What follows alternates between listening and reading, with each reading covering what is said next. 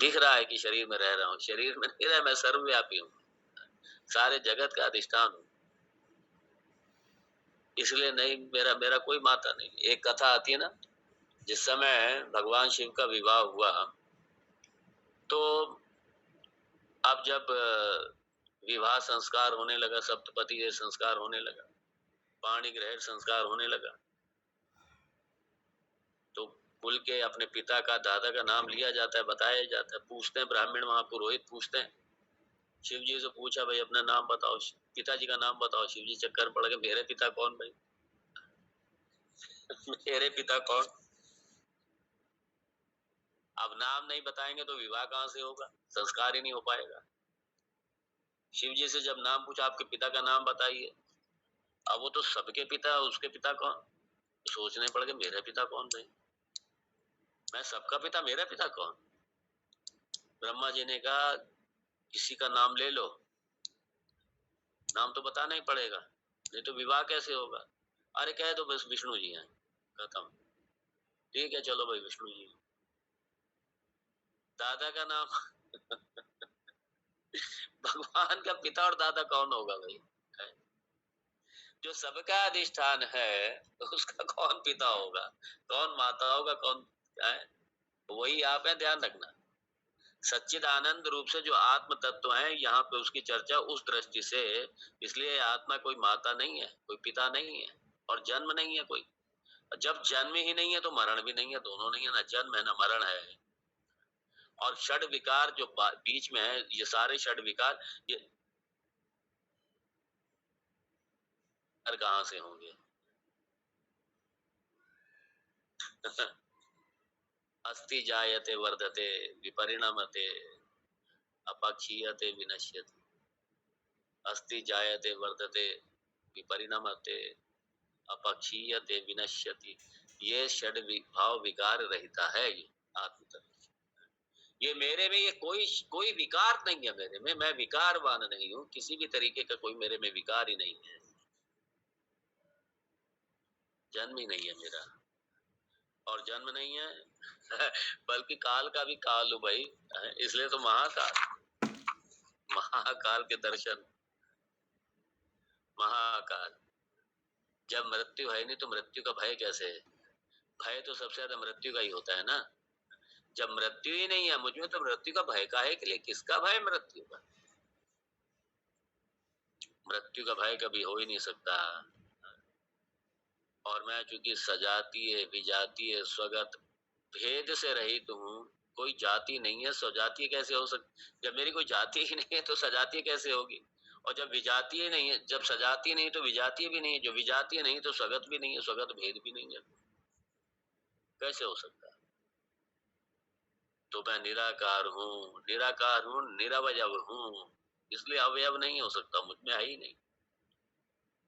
तो ना मेरे माता है ना पिता है, जन्म भी नहीं है इसीलिए, और जन्म नहीं है तो मृत्यु भी नहीं है, और जब जन्म नहीं है तो बंधु कहाँ से होगा कुछ? इसलिए ना बंधुर ना मित्रम, ना बंधुर ना मित्र जब जन्म ही नहीं है तो काहे का है? बंधु काहे का भाई? बंधु होगा कैसे? शरीर का जन्म है, बंधु शरीर के हो सकते हैं, शरीर के संबंध शरीर के हैं। और मैं तो जब शरीर ही नहीं हूं, तो मेरा जन्म काहे का? शरीर का जन्म हुआ, मेरा थोड़ी जन्म हुआ। मेरा कोई बंधु ही नहीं है। अरे जब सजाती, बंधु कोई ना कोई सजाती विजाति के रूप में होगा, तो जब सजाती ही नहीं है, कोई जाति नहीं है, जब मैं जाति से ही पृथक हूँ, कोई जाति नहीं है मेरी, मैं किसी जाति के अंतर्गत नहीं आता, तो जब जाति नहीं है तो स्वजाति भी नहीं है, स्वजाति नहीं है, विजाति नहीं है, कुछ नहीं है, तो फिर बंधु कहेगा, किसका बंधु होगा? कौन मेरा मित्र, कौन मेरा बंधु? ना मेरा कोई मित्र, ना मेरा कोई बंधु, ना मैं किसी का मित्र, ना मैं किसी का बंधु। क्यों? एकमेव अद्वितीय ब्रह्मा, दूसरा कुछ है ही नहीं। मित्रता के लिए, बंधु के लिए दूसरा होना चाहिए, दूसरा है नहीं, तो कौन मेरा बंधु, कौन मेरा मित्र, कौन मेरा शत्रु है? बंधु का मतलब है शत्रु से, इसलिए शत्रु भी नहीं है मेरा, ना बंधु है, ना मित्र है, ना शत्रु है। और वहां पे गुरु नहीं वो शिष्य, ना गुरु है ना शिष्य है। अब यही कुछ लोगों को फिर यहाँ पे कंफ्यूजन होता है। अरे जब गुरु शिष्य है ही नहीं तो फिर काहे क्यों गुरु बना करके बैठे हो? लोग ऐसे कहते हैं, फिर क्यों गुरु बना करके बैठे हो? जब गुरु ही नहीं है तो आप गुरु क्यों बना करके बैठे हुए हैं? ये विद्या सीखने के लिए, ये कोई मुझे आके समझाने वाला, ये ये समझाने के लिए ही मुझे गुरु चाहिए। इसलिए जब तक ये अपने स्वरूप में अवस्थिति नहीं हो जाती तब तक गुरु भी है, शिष्य भी है, सब है, व्यावहारिक सत्ता। और वहां पे तो ना गुरु है ना शिष्य है। गुरु भी नहीं है और शिष्य भी नहीं है। क्यों? सच्चिदानंद शिवो हम शिव, मैं ही शिव हूँ।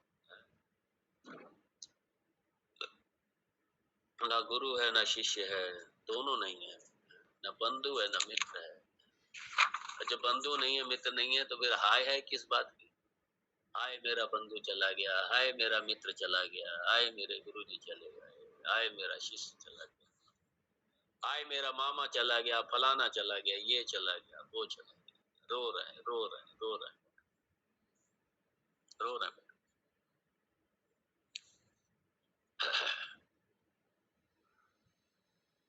अरे जिसका जन्म होता है उसी के माता पिता होंगे, जिसका जन्म होगा उसी के बंधु होंगे, भाई होंगे, बांधव होंगे, सब होंगे, मित्र होंगे। जन्म ही नहीं हुआ जिसका, अजन्मा है जो, अजन्मा है जो।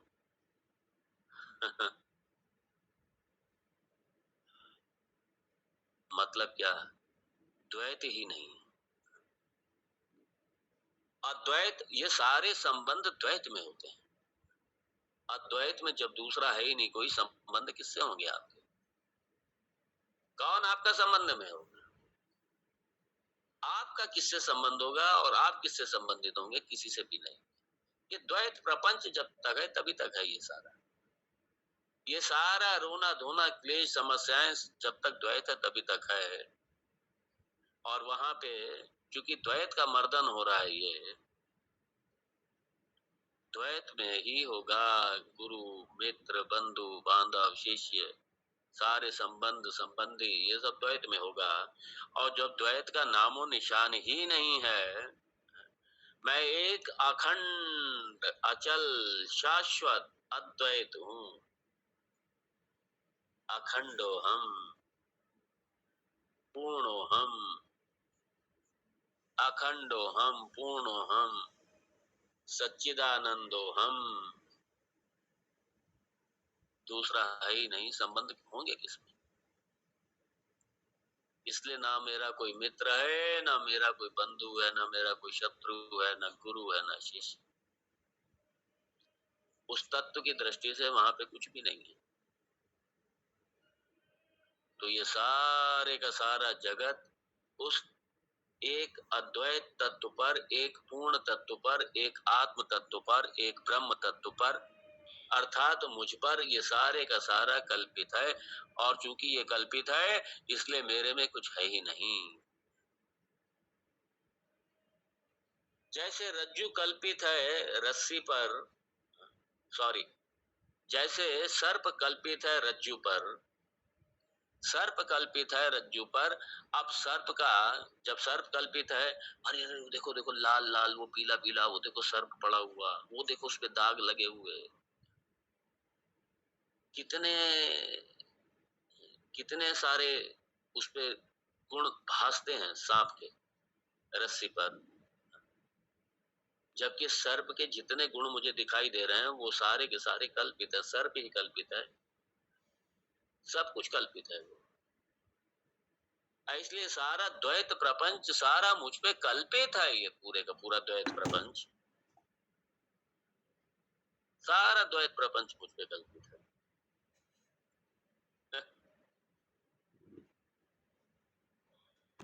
जब द्वैत प्रपंच ही कल्पित है तो द्वैत प्रपंच की समस्याएं भी कल्पित हैं और द्वैत प्रपंच के समाधान भी कल्पित हैं, दोनों।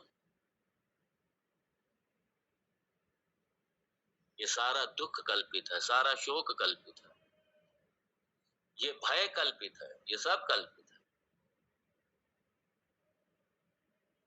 इसलिए भगवान यहाँ भय और शोक की निवृत्ति कर रहे हैं।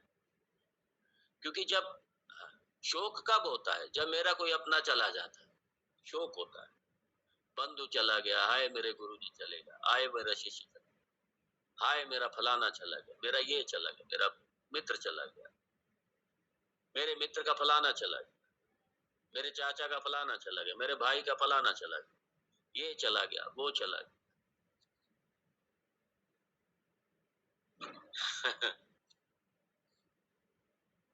फिर शोक होता है। जहां जहां राग होता है, जिस जिस वस्तु में राग होता है, उससे उसे छूटने का भय होता है, और जब छूट जाए तो फिर उसके बाद में शोक होता है। ये भय और शोक, ये द्वैत, यही द्वैत प्रपंच, ये द्वैत ही इसका मूल है। भय का, शोक का। शोक भय से सभी ग्रसित है, भय से ग्रसित है। भय रहता है ये छूट ना जाए, ये दूर ना चली जाए, ये दूर ना चला जाए, ये फलानी वस्तु मेरे से अलग ना हो जाए, ये नुकसान ना हो जाए यहाँ पे इसका।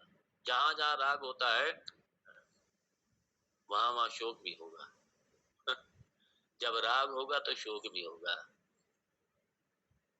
और जब राग होगा, शोक होगा, भय भी होगा। तो ये राग, शोक, भय, ये तीनों साथ में ही रहते हैं, यही संसार है। और इसका मूल कारण है द्वैत, मूल कारण इसका द्वैत। इसलिए जब तक द्वैत है तब तक ये रहेगा, और इसीलिए भगवान द्वैत की निवृत्ति कर रहे हैं। और द्वैत की निवृत्ति, द्वैत ही इनका कारण है, और द्वैत का कार्य ही भय, शोक, मृत्यु, भय, शोक, ये सारे का सारा ये द्वैत का ही कार्य है। इसलिए जब द्वैत का मर्दन होगा तो इनका मर्दन होगा। इसलिए यहाँ मूल रूप से भगवान भय का, शोक का मर्दन कर रहे हैं। मृत्यु भय सबसे बड़ा भय, नुकसान का भय। जहां जहां मेरापन लगा हुआ है, जहां जहां राग लगा हुआ है, जहां जहां आसक्ति लगी हुई है, वहां वहां भय छुपा हुआ है। इसलिए जहां जहां आसक्ति होती है, हम उस चीज को बचाने की कोशिश करते रहते हैं, ये बनी रहे, बनी रहे, जुड़ी रहे मेरे साथ, ये दूर ना जाए, नुकसान ना हो जाए इसको। इसलिए सारा जीवन इसी में लगा देते हैं।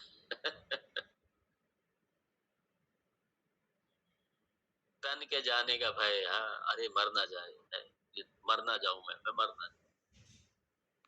इसलिए इतने ज्यादा कॉन्शियस रहेंगे, सचेत रहेंगे शरीर के प्रति। अच्छी बात है, शरीर है ये, ठीक है, ये धर्म का साधन है, ये इसको इस साधन के रूप में लीजिए। समस्या तो मैं बुद्धि है ना, मैं बुद्धि हटना चाहिए। साधन बुद्धि है तो ठीक है, ये देह एक साधन है मिला हुआ, आयतन है मिला हुआ सुख दुख भोगने का, एक साधन है। इस साधन के माध्यम से हम अपने साध्य तक पहुंच सकते हैं, हम ब्रह्म को पा सकते हैं इसी देह के माध्यम से। ये धर्म साधना में, यहाँ तक तो ठीक है। जो मैं, इसी को मैं मान लिया, अब देह मरेगा, हाय मैं मर जाऊंगा, हाय मैं मर जाऊंगा, समस्या तो यहाँ पे।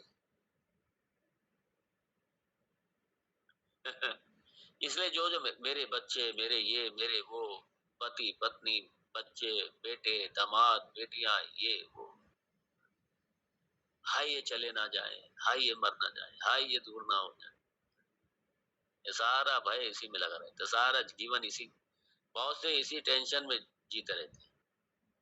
उनका, क्योंकि आसक्ति, जितनी जितनी आसक्ति होती है, उस आसक्ति के परिमाण में ही शोक भी होता है, ध्यान रखना। इसलिए चिंता लगी रहेगी, सारी तरफ दिमाग घूमता रहेगा, चिंता लगी रहेगी, सब सारा जीवन इसी में निकल जाता है लोगों का। और जो ब्रह्म है, जो अधिष्ठान है सारे जगत का, उसकी तरफ मन भी नहीं जाता, कभी सोच भी नहीं जाती, कभी उसकी तरफ कभी सोच नहीं जाती, और सारा जीवन इसी चिंता में लगा रहता है। चिंतन ही दो ही चीजों का चलता रहता है, यह संबंधी संबंध, या फिर आपकी अपनी संपत्ति, संपत्ति और संबंध, पर इसी में घूमता रहता चिंतन सारा। हाय चला ना जाए, हाय इसे कुछ हो ना जाए, सारा चिंतन इसी में। और सारा चिंतन इसी में, सारा जीवन इसी में निकल जाता है, हाय हाय करते हुए। और उसके बाद में पता चला जिसके लिए हमारा जन्म हुआ, उस ब्रह्म प्राप्ति के लिए हमारा जो जन्म हुआ, उस मुक्ति के लिए हमारा जो जन्म हुआ, वो उसकी तरफ कभी सोच ही नहीं हो पाती।